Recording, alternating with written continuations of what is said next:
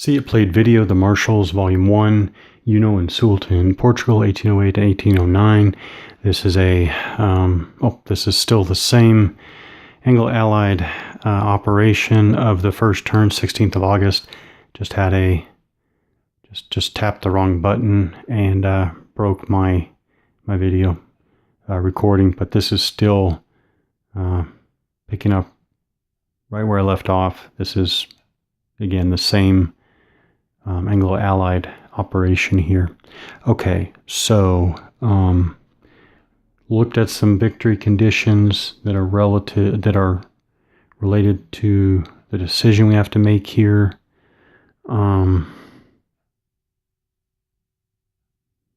it seems to me that the Anglo-Allied side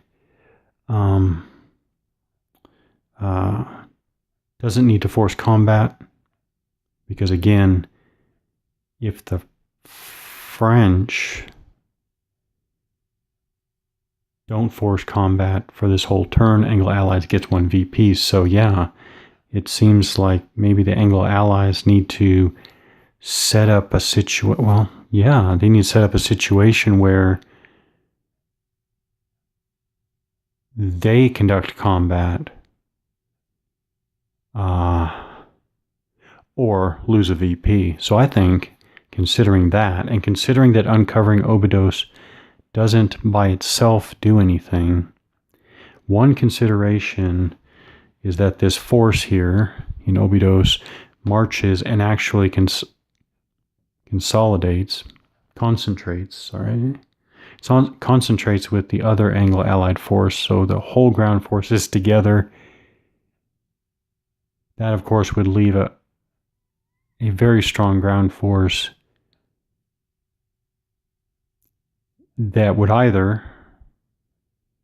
guarantee the French attack at very bad odds, or the Anglo-Allies get a VP early in the game at the end of turn 1. However, if they do concentrate there, how easily could they be cut off? Their line of communication is traced back to the British fleet, I think. Okay, a quick check of the rules tells me that there is nothing immediately catastrophic about not having a line of communications. It's just it just makes things more difficult at times. Okay, so there is no cutting off in a hard sense, like, World War II Corps army on the Eastern Front. Okay, so the Allied force at Obidos could march and consolidate, put the whole Anglo-Allied army together here, let the French either attack at bad odds or lose a VP. And if the Allies did that, the French could, in the remainder of the turn, this force could march here and here and cut off that line of communications back to the British fleet. This force has already activated. I guess maybe this force could possibly 2, 4, 5, 6, 7.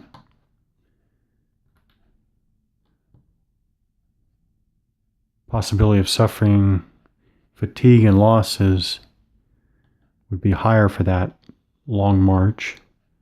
But with these two occupied, line of communications would be severed with the force there, but then the Anglo-Allies could just march 2, 3, 4, 5, 6, 7, 8 all the way down to Lisbon. So I don't see how the French could risk that. So bottom line, certainly not at this point. I don't see how the French can do any dramatic cutting off of the Anglo-Allied force. Not yet anyways. So we'll see though. So I think that the choice is, well, I guess I'll leave these guys. I guess it is important to leave them exposed, because as you do your march, you have to make some calculations, right? I think. All right. Oh, even though I want to consolidate him, so this is what I want to do. Okay, so I need to remember to test for command. So this force has to test for command first. Okay, so to test for command, oh, okay, that's good. High is good. So he rolled a 6. He rolled a 6-sided die and apply some modifiers. First, add the strategic value of any commander with the stack. This stack has no commander.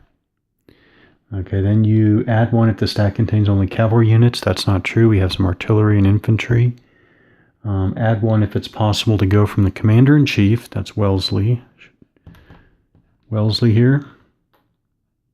Possible to go from the commander-in-chief to the stack. Crossing connections free of enemy units and crossable by a cavalry unit. So basically, they have a free line of communication to the army commander or commander-in-chief.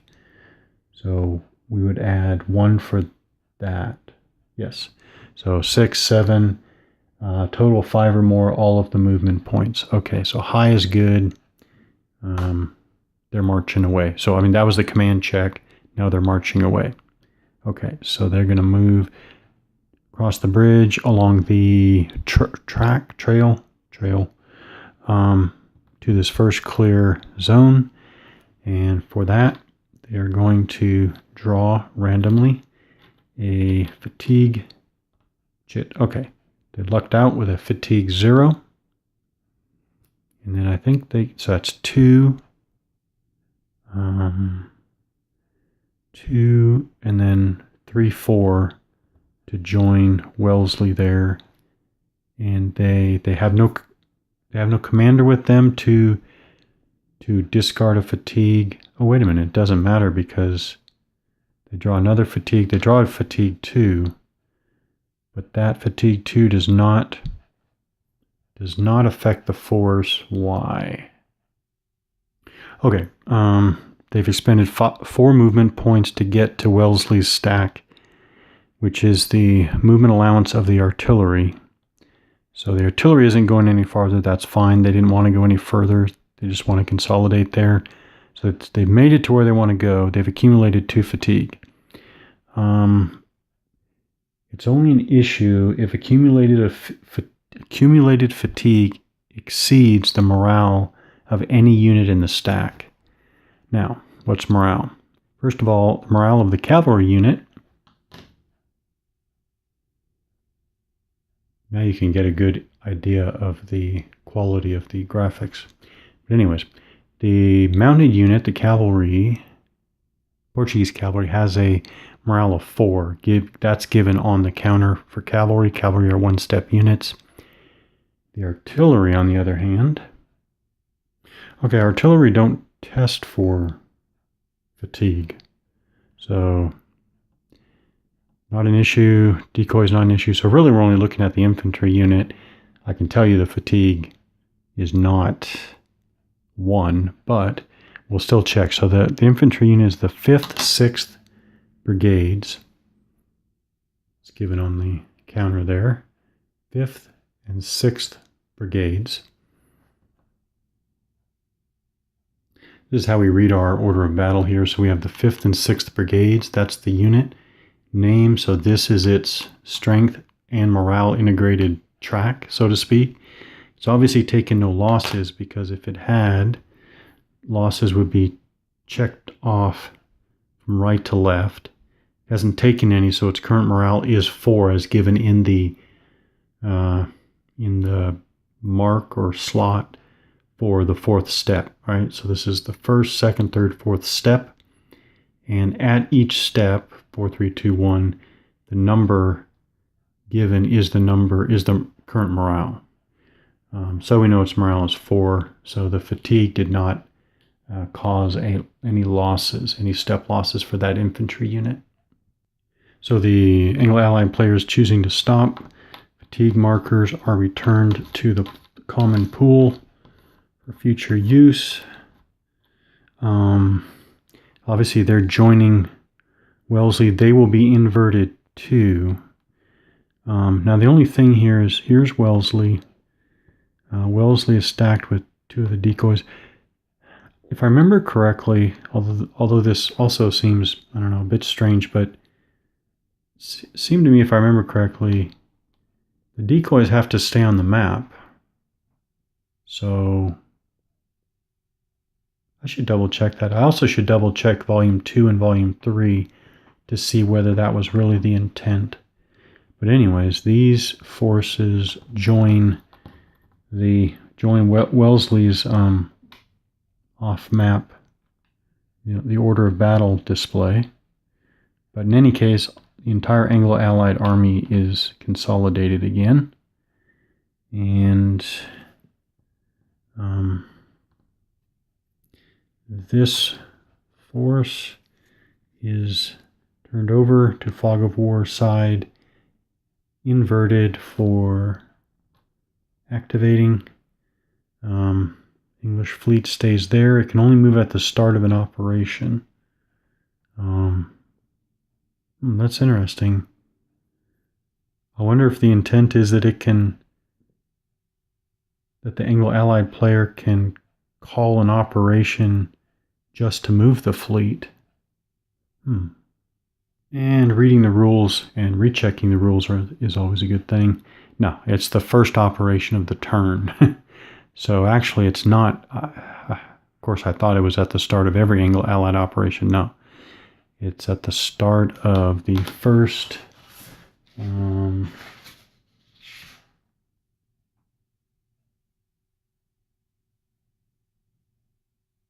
operation of each turn. Okay, start of the first operation of each turn, Anglo-Allied player decides whether to move the British fleet. Okay, so fleets is in Peniche. Here's the Anglo-Allied army. All of the Anglo-Allied forces have activated. Ooh. In the future, I'll have to think about whether the Anglo-Allied side actually wants to do that. Because now looks like the French have quite a good number of options anyways. Okay, so that is the Anglo-Allied turn, or I'm sorry, operation for this turn. And they're done.